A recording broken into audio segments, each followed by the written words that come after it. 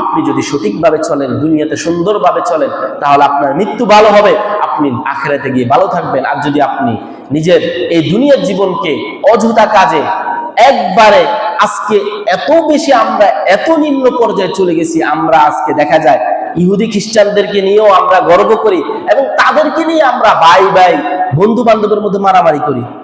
এটা তো এখন বললে যুবক ছেলে সব, এখন তো বেশি যুবক নাই, সব রাগ হয়ে যাবে আমার উপর। এই যে কিছুদিন পরে, এই অল্প কিছুদিনের মধ্যে কি বিশ্বকাপ আয়োজন হইতেছে বিভিন্ন জায়গায়, হ্যাঁ, আর্জেন্টিনা ব্রাজিলের পতাকা উত্তোলন হচ্ছে। আজকে একটু চিন্তা করেন আমরা কোথায় আছি। এই ইহুদি খ্রিস্টানের পতাকা উত্তোলন করে আমরা নিজেদেরকে গর্ব করি, অথচ আপনি এখন একটা কালিমার পতাকা উত্তোলন করেন, লা ইলাহা ইল্লাল্লাহু মুহাম্মাদুর রাসূলুল্লাহ, আজকে আপনাকে জঙ্গি বলে জেলে ভরে নিয়ে যাবে। আপনাদেরকে এগুলো একটু মাথায় খেলে না? দেখেন না আমাদের সমাজটাকে কিভাবে সাজানো হয়েছে। আপনি একটা কালিমার পতাকা নেন, একটা মিছিলে কালিমার পতাকা নিয়ে যাবেন, বলবে আপনি জঙ্গি, বলবো আপনি জঙ্গি। তাহলে আপনি কোন কালিমাকে স্বীকার করছেন? আপনি কিসের মুসলমান?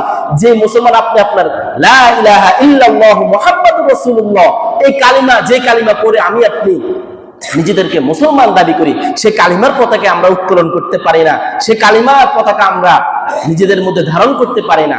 আজকে আমরা এমন এক সমাজে বাস করি। আসলে এই সমস্ত কারণে আজকে আমরা একবারে কিয়ামতের আগ মুহূর্তে রয়েছি। রাসূল কারীম সব বলে গিয়েছেন, আজকে সমাজের মধ্যে যারা সম্মান পাওয়ার কথা তারা সম্মান পাবে না, যারা অসম্মানিত লোক, যারা চোর বাটপার, তাদের এই শেষ জামানায় তারাই হবে সবচেয়ে সম্মানিত লোক, তাদেরকে সবাই সম্মান করবে।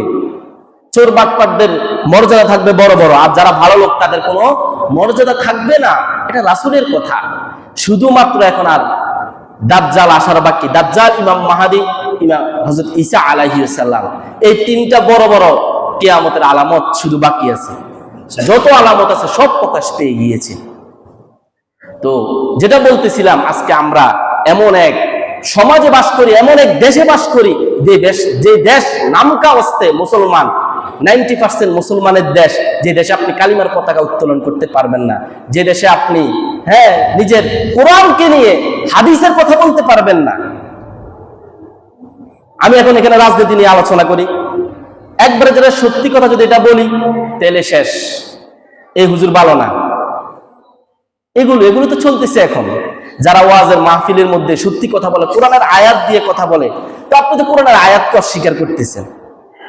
আসলে সবচেয়ে বড় কথা হলো, আজকে আমাদের প্রতিটি লোকের মধ্যে, আমাদের সমাজের মধ্যে, আমাদের দেশের মধ্যে এমন ভাবে এই সব কিছুকে ঢুকে দেওয়া হয়েছে, আজকে আমরা আমাদের ইসলাম থেকে অনেক দূরে সরে গিয়েছি। প্রিয় দোস্ত বুজুর্গ,